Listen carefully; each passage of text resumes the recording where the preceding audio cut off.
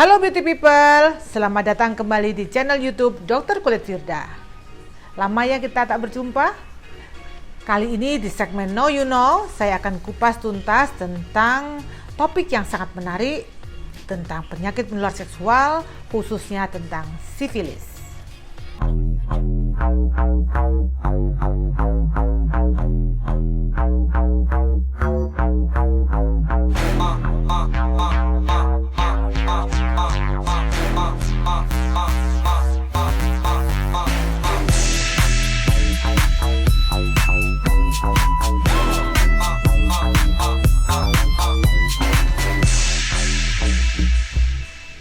Sifilis atau yang kita kenal dengan sebutan lues venereum atau penyakit raja singa. Jadi bayangkan beauty people, kita tahu kan singa seperti apa? Ini malah rajanya singa. Wow, ya. Sifilis ini merupakan penyakit menular seksual yang disebabkan oleh bakteri yang dinamakan Treponema pallida. Yang menjadi permasalahan kenapa saya harus mengupas tuntas penyakit ini, karena kasus sifilis ini seperti gunung es ya. Jadi secara kasat mata kelihatannya sedikit, tapi sebenarnya sangat banyak ya. Insiden secara epidemiologi pada tahun 2014 sampai 2018 kasusnya kurang lebih 71% dan semakin meningkat dari tahun ke tahun. Dan pada tahun 2018 terjadi pada kasus kaum pria itu sudah 86% dan pada tahun 2018 juga terjadi insiden sifilis kongenital kurang lebih pada 1.306 kasus. Jadi semakin lama kasus ini sangat meningkat dan sangat memprihatinkan. Faktor risiko dari sifilis ini sangat banyak ya beauty people, mulai dari usia, jenis kelamin, ras, hubungan seks, obat terlarang, dan status sosial ekonomi. Usia banyak terjadi pada umur 20-30 tahun, sedangkan jenis kelamin lebih banyak didapatkan pada kaum pria.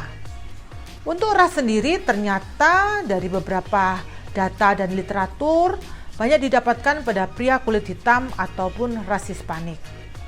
Untuk hubungan seksual sendiri ternyata hubungan seks pria dengan pria itu ternyata lebih banyak dibandingkan dengan hubungan seks antara pria dan wanita. Pemakaian obat terlarang hal ini terkait juga dengan perilaku yang dinamakan impulsif. Jadi mereka melakukan hubungan seksual untuk mendapatkan kepuasan seksual yang sangat tinggi sehingga mereka berhubungan seksualnya dengan lebih panjang. Durasinya mengakibatkan kerusakan jaringan epitel, daerah genital juga semakin tinggi. Untuk status sosial ekonomi ternyata didapatkan bahwa area perkotaan dan status sosial ekonomi yang rendah didapatkan insiden yang lebih tinggi. Jadi kasus ini seperti yang saya sampaikan tadi, banyak sekali faktor yang bisa memicu dan menjadi faktor yang meningkatkan resiko dan persentase sifilis pada kehidupan kita. Nah, sebelum kita melangkah lebih jauh ya, kita harus tahu sebenarnya sifilis ini penularannya lewat apa sih?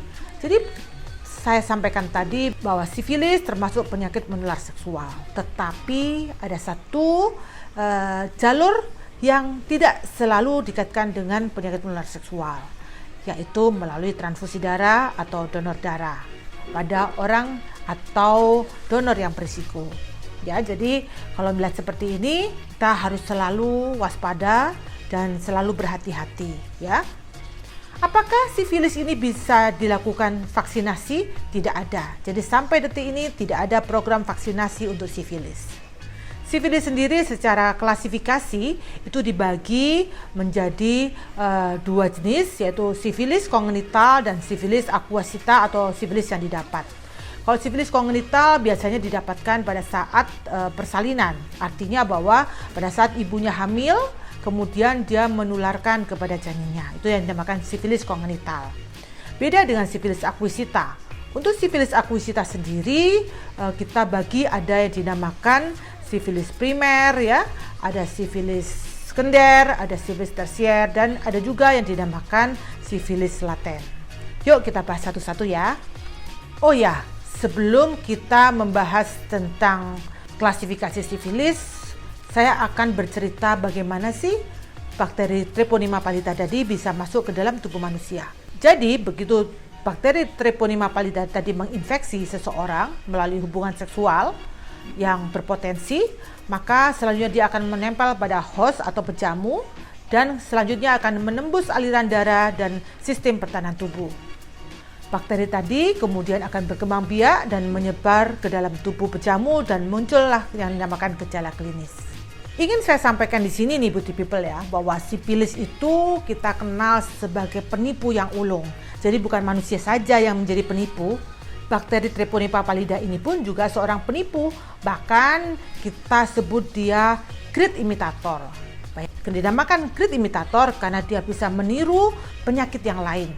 Sehingga seakan-akan kita menjadi salah diagnosa apakah benar itu penyakit jamur atau bukan. Ya, oke.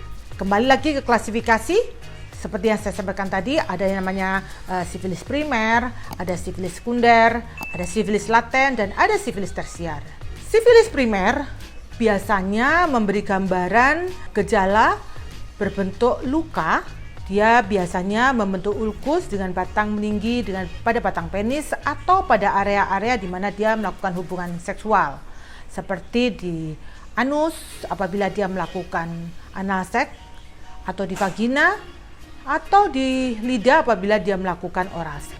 Ya, satu hal yang ingin saya sampaikan di sini, lesi ini tidak nyeri, sehingga kadang-kadang terlupakan dan tidak mendapat pengobatan yang tepat. Yang berikutnya adalah sifilis sekunder. Sifilis sekunder ini merupakan rangkaian perjalanan dari sifilis primer apabila dia tidak mendapat pengobatan yang tepat. Sifilis sekunder ini biasanya akan muncul setelah kurang lebih 8 minggu dengan gejala yang sangat variatif, ya.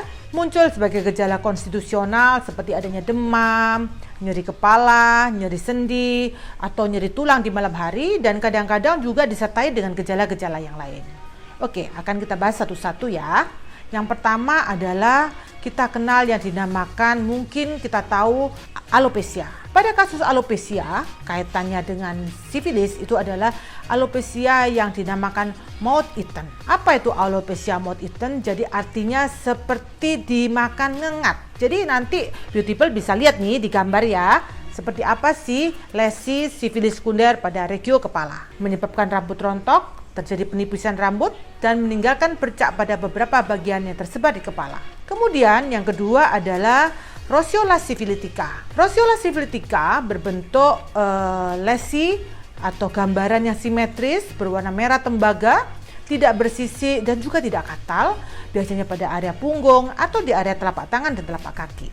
Yang berikutnya lagi mungkin kita pernah kenal istilah kondiloma lata. Nah, kalian suka sekali nih susah membedakan mana yang kondiloma acuminata atau kutil kelamin dan kondiloma lata.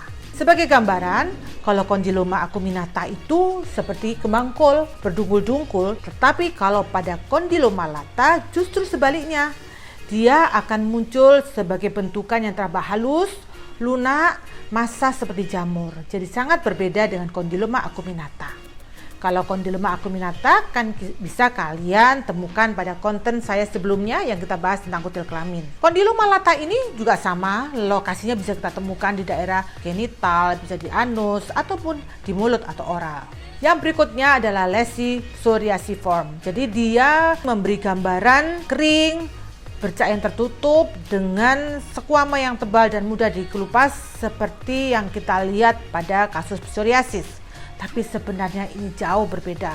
Mengapa? Kalau psoriasis dia termasuk penyakit autoimun, tetapi kalau pada lesi psoriasiform dia karena bakteri Treponema pallida. Dari sekian banyak kasus yang saya sampaikan tadi, kiranya pantas kan kalau kita menyebut Treponema pallida ini atau sifilis ini adalah great imitator. Karena dia menyerupai berbagai jenis penyakit yang kita kenal sehari-hari. Sehingga akibatnya apa? Penanganan yang kurang tepat, penanganan yang terlambat, penanganan yang tidak pada orang yang kompeten akan membawa penyakit ini menjadi semakin buruk.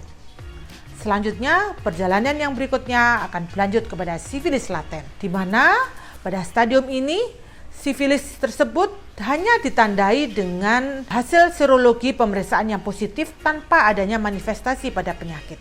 Jadi bisa dibayangkan pasien tersebut tidak merasa mempunyai gejala, tetapi sebenarnya dia mengalami sifilis di dalam tubuhnya.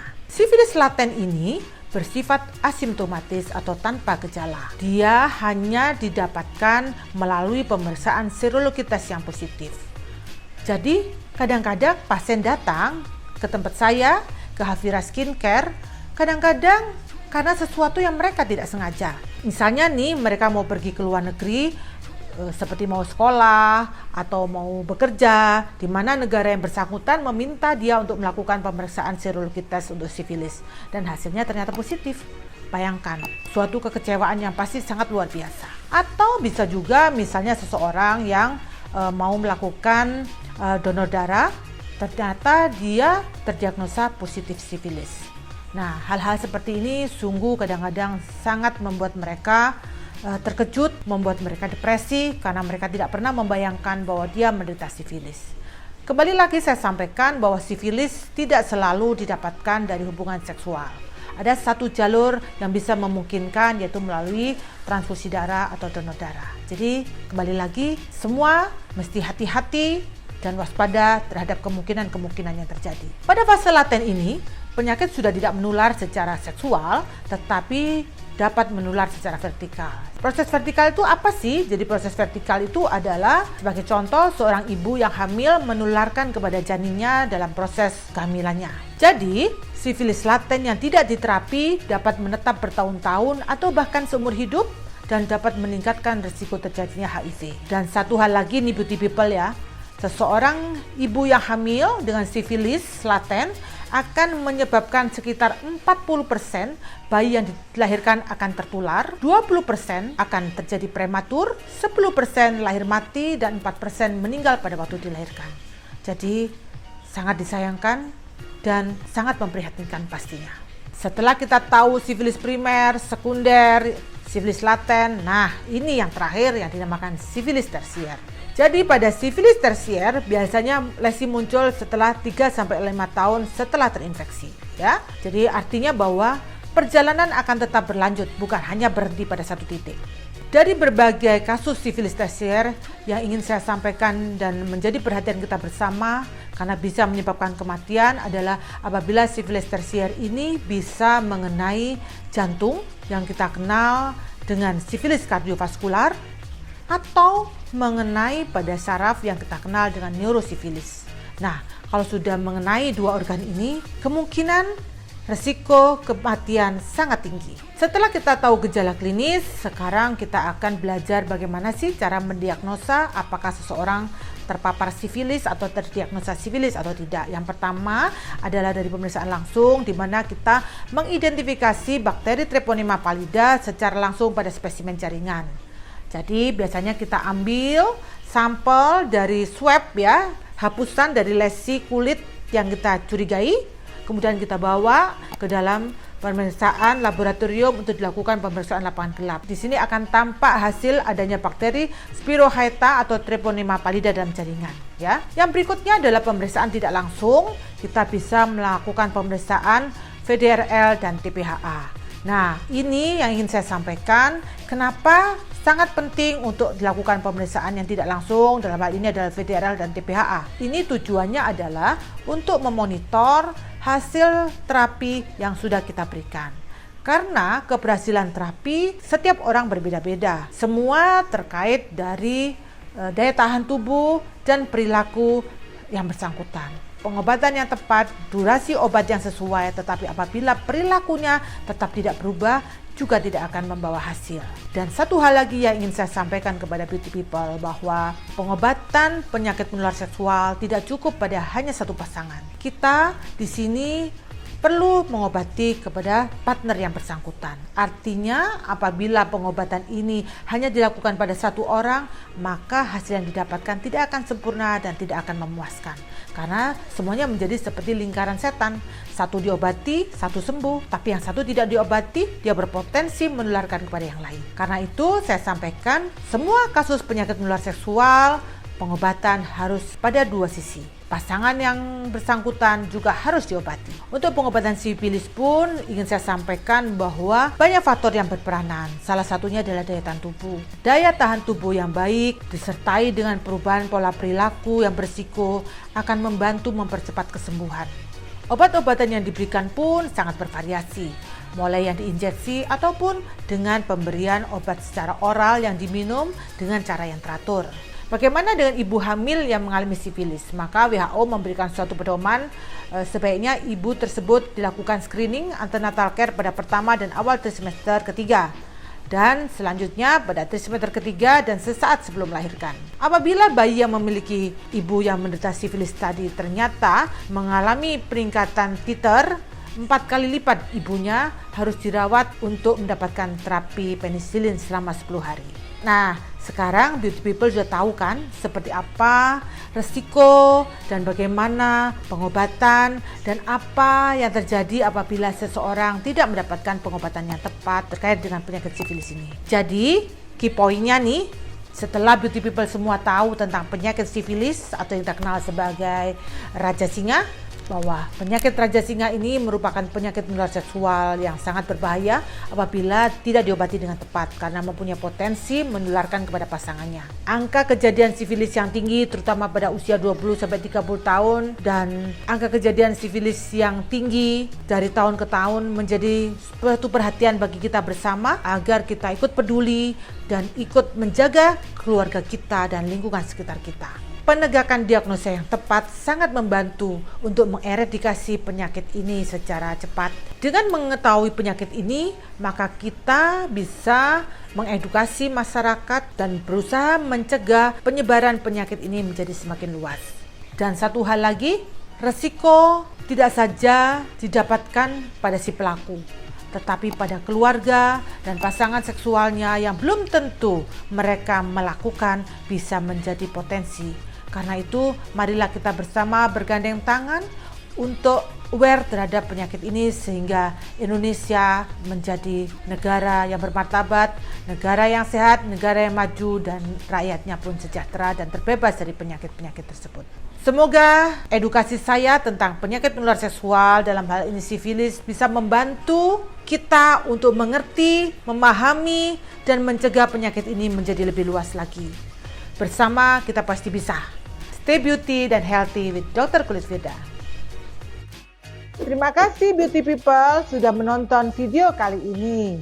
Jangan lupa follow, subscribe, komen, dan like serta share video ini ke teman-teman kalian ya. Stay beauty and healthy with Dr. Kulit Firda.